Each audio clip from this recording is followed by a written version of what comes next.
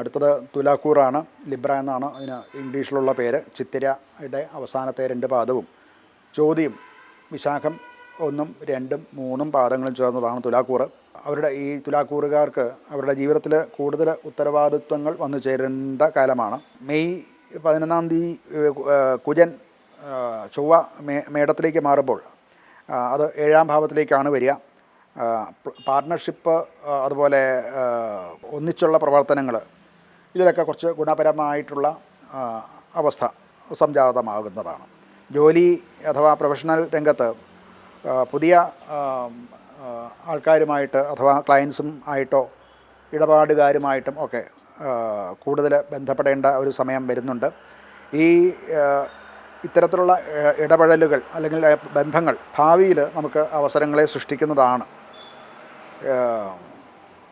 കുജൻ്റെ പ്രത്യേക സ്വഭാവ വൈചിത്ര്യം കാരണം ചില തർക്കങ്ങളും ഒക്കെ ഇതിനോടൊപ്പം തന്നെ ഉണ്ടാകാൻ സാധ്യതയുണ്ട്. എങ്കിലും വളരെ ഡിപ്ലോമാറ്റിക്കായിട്ട് ഇതിനെ സമീപിച്ചാൽ ഇപ്പോൾ ഉണ്ടാകുന്ന പുതിയ ബന്ധങ്ങളും പരിചയങ്ങളും ഒക്കെ നാളത്തേക്ക് ഒരു അസറ്റായിട്ട് മാറ്റാൻ, നല്ല ബന്ധങ്ങൾ ആക്കി മാറ്റാൻ സാധിക്കുന്നതാണ്.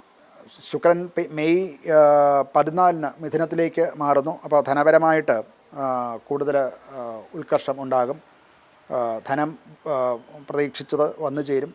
അതുപോലെ തന്നെ വിദേശ ആയിട്ടുള്ള ബന്ധങ്ങളിൽ ജോലി ചെയ്യുന്നവർക്ക് അഥവാ അങ്ങനെയുള്ള മേഖലയിൽ ജോലി ചെയ്യുന്നവർക്ക്, പഠിക്കുന്നവർക്ക്, അവർക്കൊക്കെ ആ മേഖലകളിലൊക്കെ പ്രവർത്തിക്കുന്നവർക്ക് ലാഭമുണ്ടാവുക, അഥവാ അതിൽ നിന്ന് പ്രയോജനമുണ്ടാവുക, ഇതിനുള്ള സാധ്യത കാണുന്നുണ്ട്. കുടുംബ ജീവിതത്തിൽ മുൻപുണ്ടായിരുന്ന ചില തർക്കങ്ങളൊക്കെ രമ്യമായിട്ട് പരിഹരിക്കും. അതുപോലെ തന്നെ ചില കുടുംബത്തിലെ അംഗങ്ങൾ എല്ലാവരും ചേർന്നുള്ള യാത്രകൾ ഒക്കെ ഉണ്ടാകാൻ സാധ്യതയുണ്ട്. ചില സമാഗമങ്ങൾ, പുതിയ കുടുംബ ബന്ധങ്ങൾ, പരസ്പരം കുടുംബ സമാഗമങ്ങളോ ബന്ധങ്ങളോ ഒക്കെ ഉണ്ടാകാനും സാധ്യതയുണ്ട്.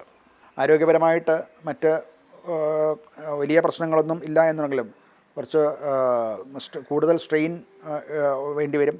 അതുപോലെ തന്നെ തോൾ സംബന്ധമായിട്ടും കൈകൾ സംബന്ധമായിട്ടും കഴുത്ത് സംബന്ധമായിട്ടും ഉള്ള രോഗങ്ങളുള്ളവർ അത് പ്രത്യേകിച്ച് ശ്രദ്ധിക്കേണ്ടതാണ്. അങ്ങനെയുള്ള രോഗങ്ങൾ വരാനുള്ള സാധ്യത ഉണ്ട്. അങ്ങനെ രോഗമുള്ളവർ അത് പ്രത്യേകം ശ്രദ്ധിക്കേണ്ടതാണ്. ദേവീ പൂജ, ദുർഗാദേവി ഈ ക്ഷേത്രത്തിൽ ദർശനം നടത്തുക, അഥവാ ഭദ്രകാളി ക്ഷേത്രത്തിലാണെങ്കിലും നല്ലതാണ്. അങ്ങനെയുള്ള ക്ഷേത്രങ്ങളിൽ ദർശനം നടത്തുക, ദേവീസ്തവം മുതലായിട്ടുള്ള കീർത്തനങ്ങൾ സ്വയം ഉപാസിക്കുക, ഇതൊക്കെയും അതുപോലെ തന്നെ സുഗന്ധദ്രവ്യങ്ങൾ ക്ഷേത്രത്തിൽ സമർപ്പിക്കുക, സ്വന്തം ഗൃഹത്തിലും അത് ഉപയോഗിക്കുക, ഇതൊക്കെയും നല്ല ഫലങ്ങൾ കൊണ്ടുവരുന്നതിന് നല്ലതാണ്.